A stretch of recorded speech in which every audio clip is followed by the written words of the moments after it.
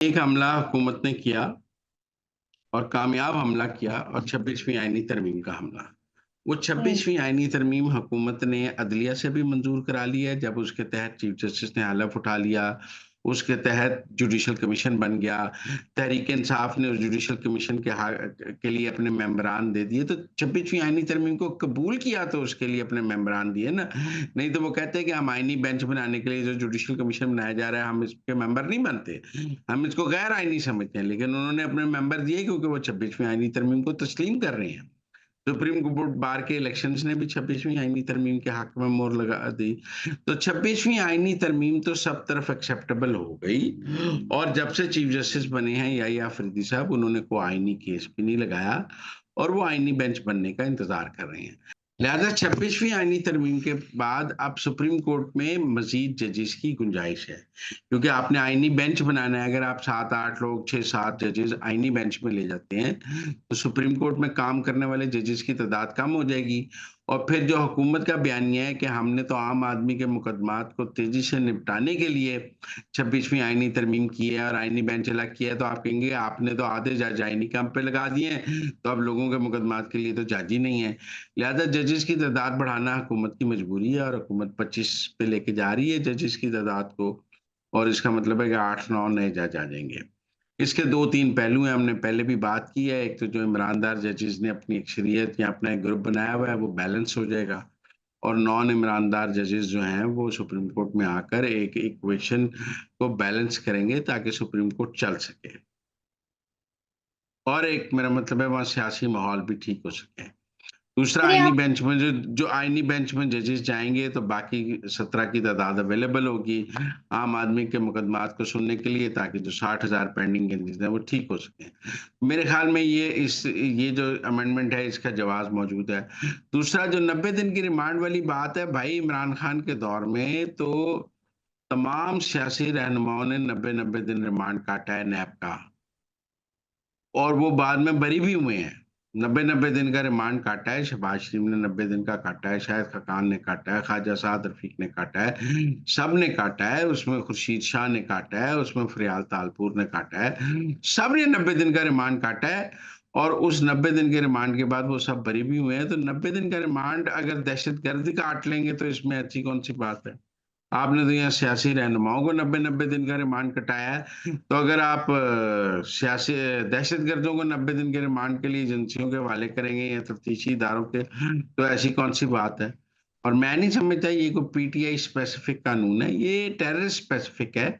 इस मुल्क में दहशतगर्द पकड़े जाते हैं, आप उनको अगले दिन अदालत में पेश करते हैं, उनका रिमांड जज देने से डर जाता है या वो उनकी बेल हो जाती है, तो 90 दिन होंगे तो कोई तफ्तीशी इदारे दहशतगर्दों से तफ्तीश कर सकेंगे।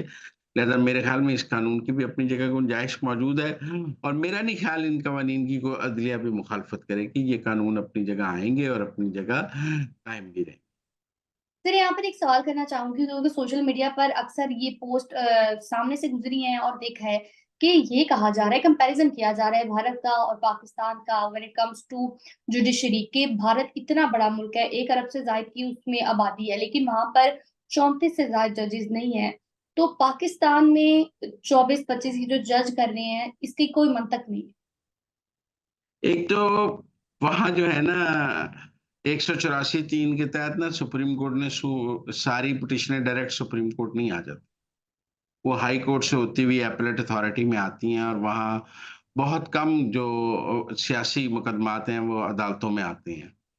और वहाँ अदालतों का सियासी किरदार नहीं है। हमारे यहाँ तो जिस लीडर को छींक भी आ जाए उसकी कोशिश होती है कि सुबह chief justice supreme court notice ले ले। अब आप इंतजार पंजोथा वाले मामले में देखें ना, सब कह रहे हैं जी चीफ जस्टिस सुप्रीम कोर्ट को फौरन नोटिस लेना चाहिए, ये उनके टेस्ट केस है। भाई चीफ जस्टिस सुप्रीम कोर्ट की क्या डोमेन है इसमें एक्शन लेने की? समझौता साहब दरखास्त देंगे, हाई कोर्ट्स, ट्रायल कोर्ट्स अपनी जगह मौजूद हैं, vice chief justice supreme court. लेकिन हम तो समझते हैं ना कि मुल्क में अगर बारिश नहीं हो रही तो इसका एक्शन भी चीफ जस्टिस सुप्रीम कोर्ट लें। तो हमें भारत से तो अभी मुआवजा नहीं करना चाहिए क्योंकि भारत की जुडिशरी का वो पॉलिटिकल रोल नहीं है, जो पाकिस्तान की जुडिशरी का पॉलिटिकल रोल है। और पाकिस्तान की जुडिशरी जिस तरह का जुडिशियल एक्ट, आप बताएँ भारत की जुडिशरी ने कितने वज़ीर-ए-आज़म नाअहल किए हैं? एक भी नहीं। पाकिस्तान की जुडिशरी ने कितने वज़ीर-ए-आज़म नाअहल किए हैं, फांसी लगाए हैं, तादाद लंबी है।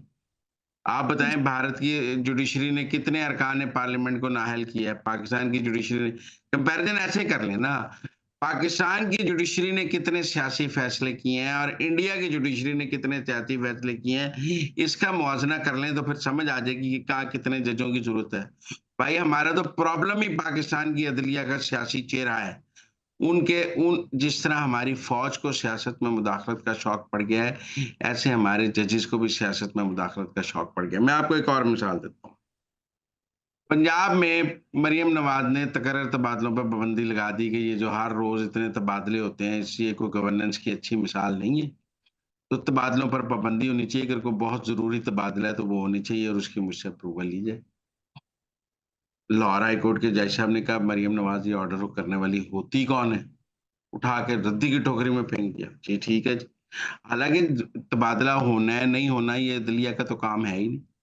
ये तो हमने कभी पूछा है कि अदलिया जजों को 3-3 महीने बाद, 6-6 महीने बाद तब्दील क्यों कर देती है और किसी को 5 साल नहीं तब्दील करती है? आपका अपना मामला है, आप करते हैं। केपी के सीएम ने जिन लोगों ने इस्लामाबाद पर चढ़ाई की, उनको वन स्टेप प्रमोशन और ₹10,000 इनाम और खाना दिया, उस पर पेशावर हाई कोर्ट ने उसको कहा कि ये वन स्टेप प्रमोशन गलत है। पेशावर हाई कोर्ट ने कहा ये ₹10,000 इनाम नहीं बनता है। ये मुल्ज़म है रियासत के। ये इन्होंने कुछ निशाने हैदर नहीं इनको दिया जा सकता, ये रियासत के मुल्ज़िम हैं, इन पर मुकदमात हैं, ये ज़मानत लेकर आए हैं। लेकिन नहीं, गंडापुर ने तमाम रियासती सरकारी मशीनरी इस्तेमाल की, इस्लामाबाद पर चढ़ाई के लिए। आज उन्होंने फिर बयान दिया कि मैं दोबारा भी इस्तेमाल करूँगा, मेरा हक है, मैं चीफ मिनिस्टर हूँ। एक चीफ मिनिस्टर कहता है कि मैं इस्लामाबाद पर चढ़ाई के लिए सरकारी वसाइल इस्तेमाल करूँगा, पेशावर हाई कोर्ट उसको नहीं रोकता। एक चीफ मिनिस्टर पंजाब की ने कहा है कि तबादले मेरी मर्ज़ी के बगैर नहीं हो सकते, तो लाहौर हाई कोर्ट में जज को बड़ी तकलीफ़ है, क्योंकि यहाँ ईमानदार जजेस बैठे हैं और वो समझते हैं कि नून लीग का तो हर काम गलत है, ये तो सारे काम और केपी में गंडापुर का हर काम ठीक है, जो भी वो कर ले। तो ये जो हमारे यहाँ यकसा निज़ाम इंसाफ़ नहीं है और हमें नज़र आता है कि जुडिशरी का एक सियासी जमात की तरफ झुकाव है और एक एक सियासी जमात उनका लाडला बच्चा है और ये बाकी सियासी जमातें उनके सौतेले बच्चे हैं। और उनका यकसा सलूक नहीं है पाकिस्तान में सियासी जमातों के साथ। इंडिया के सुप्रीम कोर्ट में तो ऐसे नहीं है। इंडिया के तो मेरा मतलब है कि अब मुवाज़ना तो तब करें ना जब दोनों अदलिया एक जैसा काम कर रही हों। आलू का टमाटर से क्या मुवाज़ना? जी।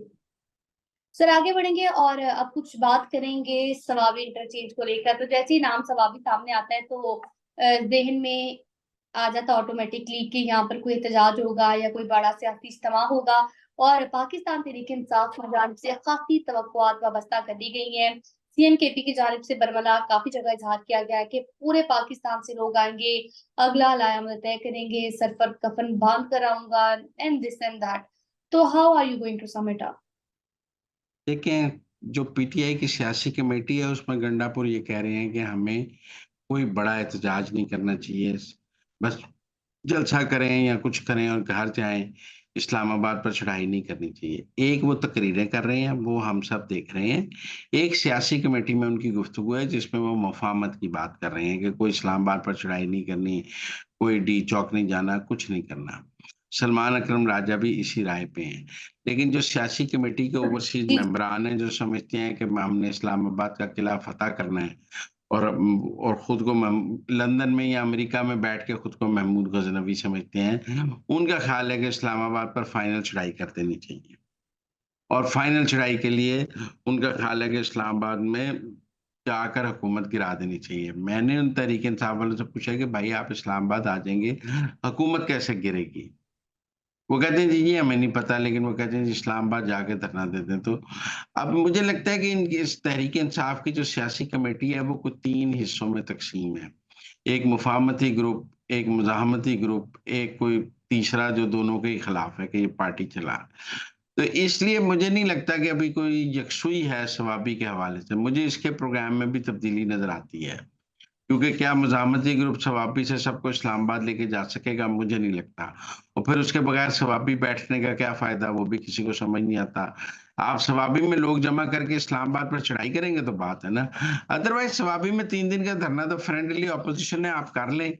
आप जलसे से भागे हैं, धरने पे आए हैं, धरने से भागेंगे कुछ और, रैली पे आ जाएँगे। लेकिन मुझे नहीं लगता कि जो प्लान बाहर से बैठे हुए यूथिए पाकिस्तान पीटीआई को दे रहे हैं, वो पाकिस्तान पीटीआई करने की पोज़ीशन में नहीं है। तो नाज़रीन, ये थी आज के अंदर की बातें। आपसे मुलाकात होगी अगले प्रोग्राम में। तब तक के लिए आप हमें दीजिए इजाज़त। अल्लाह